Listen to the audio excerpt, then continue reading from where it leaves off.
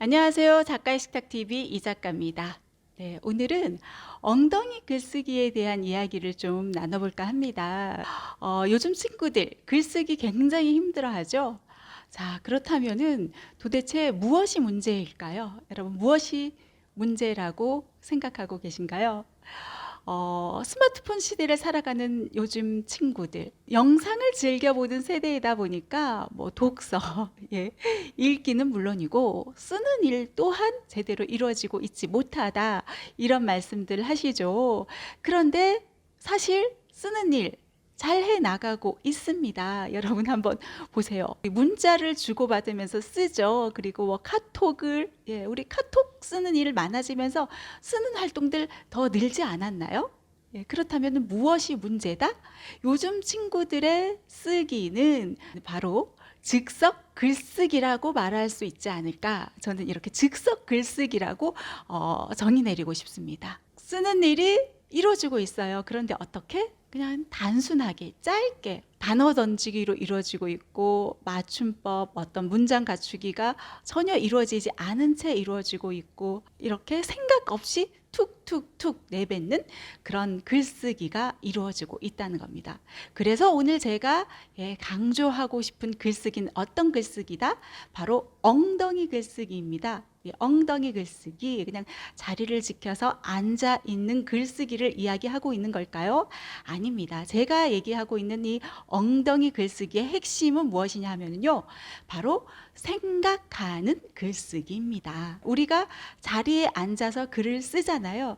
그렇게 하면은 어떻다? 생각하는 시간이 더 많아진다는 거예요. 고민하는 시간이 더 많아지고, 그러면서 나의 글쓰기는 다듬어지고 고쳐지고 좋게 좋게 완성되어 나갈 수 있다는 그런 이야기입니다. 제가 초등 친구들, 중등 친구들 이제 글쓰기 수업, 논술 수업 진행하고 있잖아요. 전에도 말씀드렸을 텐데 중등 친구들에게 중등 올라가서 가장 큰 변화가 무엇이냐를 물어봤을 때 가장 많이 나온 대답 중에 하나가 무엇이었냐 하면은 쓰는 일이 너무 많아졌어요 였습니다. 쓰는 일이 중학교 올라가가지고 많아집니다. 우리 이제 수행평가 하면서 단순히 국어 과목에만 한정된 게 아니라 과목별로 여러 과목들, 뭐 사회 과목, 도덕 과목, 뭐 미술 과목, 영어 과목 등등등 쓰는 일이 굉장히 많아진다는 거예요. 갑자기 그 양이 많아지죠. 그렇다면은 쓰는 일이 전혀 이루어지지 않던 친구들, 즉석 글쓰기에 길들어져 있던 친구들 어떻게 될까요? 중학교 올라가면 굉장히 힘들어합니다. 그래서 아닌 게 아니라 중학교 친구의 이야기를 들어보면은 올라가가지고 쓰는 일이 너무 익숙하지 않고 갑자기 이제 쓰다 보니까 손이 아파서 힘들어하는 경우들, 뭘 써야 될지에 대한 어떤 고민 때문에도 힘들어하지만 쓰는 그 행위 자체를 힘들어하고 그래서 뭐 물집이 생기고 어떻게 해야 되나 고민이 많은 그런 친구들을 만나볼 수 있었거든요. 그런데 이게 초등 시기부터 차차차차 늘려나가 가지고 이게 습관으로 잘 자리 잡으면 어렵지가 않은데 갑자기 이게 쓰는 일이 널뛰기처럼 훅 뛰어오른다는 거예요. 우리 글쓰기를 너무 힘들어하니까, 너무 싫어하니까 선생님이나 뭐 부모님들 그래 두 줄씩 쓰기 해보자. 두 줄 쓰기, 세 줄 쓰기, 뭐 일기 쓰기도 오늘 5줄까지만 우리 써볼까? 7줄까지만 써볼까? 이렇게 해 나가다 보니까 이렇게 조금만 쓰면 되는 거구나. 아이들은 또한 그런 식으로 받아들이게 되고요. 그런데 갑자기 이제 중학교 올라가잖아요. 갑자기 주어진 과제를 보고 당황하게 되고 나는 왜 안 될까? 왜냐하면은 그동안 써와지 않았기 때문에 쓰는 일이 늘상 일상이 되었던 친구는 그야말로 중등 생활을 즐겁게 신나게 하는 반면에 그렇지 않았던 친구는 옆 친구는 잘 쓰고 있는데 왜 나는 안 되지? 왜 나만 힘들까? 해서 나는 안 되나 봐 해서 좌절하게 되고 그렇게 또 자존감은 낮아지게 되고 그렇게 어쩌면은 나 이대로 포기해야 되나? 이런 마음가짐으로 자리 잡게 될 수도 있다는 그런 이야기입니다. 그래서 우리 글쓰기 절대 가볍게 봐서는 안 됩니다. 초등 시기부터 우리 엉덩이 글쓰기의 그 힘을 길러주자는 겁니다. 중학교 올라가서 학부모님들이 굉장히 당황해서 저를 찾아오시는 학부모님들이 계셨거든요. 왜냐? 쓰는 일이 갑자기 많아져서 힘들어졌다는 거예요. 단순히 국어 실력을 올리기 위해서가 아니라 이 쓰기 자체가 전 과목에 영향을 미치다 보니까 안 되겠다. 지금부터라도 늦지 않았죠 하면서 중2 시기에 중1 시기에 이렇게 찾아와가지고 열심히 공부해 나가고 그리고 둘째부터는 제대로 공부를 시켜야 되겠다 싶어가지고 초등 시기부터 이제 또 하나하나 글쓰기 이 엉덩이 힘을 길러주기 위한 노력들을 해나가는 그런 학부모님들 볼 수 있었거든요. 엉덩이 글쓰기 힘 중요합니다. 제가 말하는 엉덩이 글쓰기 힘 무엇을 말한다? 생각하는 글쓰기를 이야기합니다. 글쓰기를 힘들어하는 친구들 무엇이 문제다? 바로 어떻게 생각해야 할지 모르고 생각하는 그 힘이 부족하다는 거예요. 뭘 써야 될지 어떻게 써야 할지 막막해 한다는 겁니다.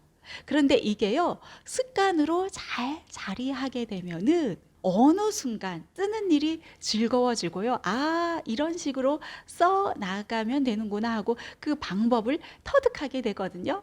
그래서 습관으로 자리 잡기까지 엉덩이에 앉아서 글을 잘 써 나갈 수 있도록 부모님께서 잘 유도해주고 같이 좀 힘을 모아주셔야 한다는 겁니다. 보통 이제 우리 부모님들이 하는 생각, 일기장을 이렇게 들춰보고서 우리 아이는 왜 글쓰기가 잘 안 될까 하다가도 그러다가도 이제 다시 생각을 합니다. 그래, 아직 우리 아이는 3학년밖에 되지 않았으니까 4학년밖에 되지 않았으니까 나중에 이제 고학년 올라가면 되겠지, 중학교 올라가면 되겠지, 학년이 오르면은 저절로 글쓰기 잘 해 나갈 수 있겠지, 이런 생각을 갖고 계신 분들 계시거든요. 그런데 결코 그렇지 않다는 거예요. 아무런 노력 없이 그냥 학년이 오른다고 아이의 글쓰기 실력이 향상될까요? 그렇지 않다는 얘기예요. 실제로도 1, 2학년까지 그럴 수 있어, 3, 4학년까지 그럴 수 있어 하다가 이제 5학년 돼가지고 일기장 가지고 와서 왜 우리 아이 일기장 수준은 1, 2학년 수준일까요? 3학년 수준일까요? 하면서 걱정하시는 부모님들 계시거든요. 그거는 지금까지 노력을 안 했기 때문에 방법을 잘 몰라서일 수 있다는 겁니다. 우리 아이 글쓰기 생각하는 힘을 키워줘야 되고요. 그 방법을 알려주셔야 한다는 거예요. 그리고 같이 습관으로 자리 잡히게끔, 아이가 처음에는 힘들어해요. 자리에 앉는 것 자체 너무 힘들어해요. 왔다 갔다 하고 멍 때리기도 하고요. 때로는 생각이 안 나요 하면서 멍 때리는 시간이 많을 수도 있어요. 그리고 써 내려가다 보면 손이 아파요 하면서 힘들다고 투정 부리는 일도 있을 수 있습니다. 하지만 이게 습관으로 자리 잡았을 때 우리 뇌과학자들도 이야기하잖아요. 22대 66 법칙이라고 있죠. 습관으로 자리 잡히기까지 최소 22일 그리고 66일의 기간이 걸린다. 2달, 3달까지는 정말 규칙적으로 습관을 자리 잡게 옆에서 많은 도움 주셔야 하거든요. 2달, 3달까지는요, 아이가 습관으로 자리 잡을 수 있도록 뇌에서 이제 명령을 내리도록, 지금은 자리에 앉아서 바른 자세로 생각하고 글을 써 나가는 시간이야, 이렇게 명령하고 받아들이고 스스로 해 나갈 수 있도록 그 자리 잡을 수 있는 그런 어떤 습관이 자리 잡는 그런 시간을 만들어 주셔야 한다는 겁니다. 이 만들어 주시기까지가 우리 부모님이 옆에서의 그 어떤 역할, 도움, 아주 중요한 역할을 한다 할 수 있습니다. 자, 그렇다면 우리 어떤 노력을 해주면 좋을까요? 자, 어떤 노력을 해줬을 때 우리 아이가 좀 글쓰기를 만만하게 보고 좀 재미있게 보고 자리에서 왔다 갔다 하는 일 없이 자리 잘 지키고 집중해서 글을 써 나갈 수 있을까요? 많이 쓰게 하고 보여줘야 합니다. 엉덩이, 자리, 힘 붙여서 쓰게 하고 그 힘을 길러줘야 한다는 거죠. 쓰기 위해서는 어떻게 해야 한다? 많이 보여줘야 한다는 거예요. 그런데 지금 우리 아이들 어떻다?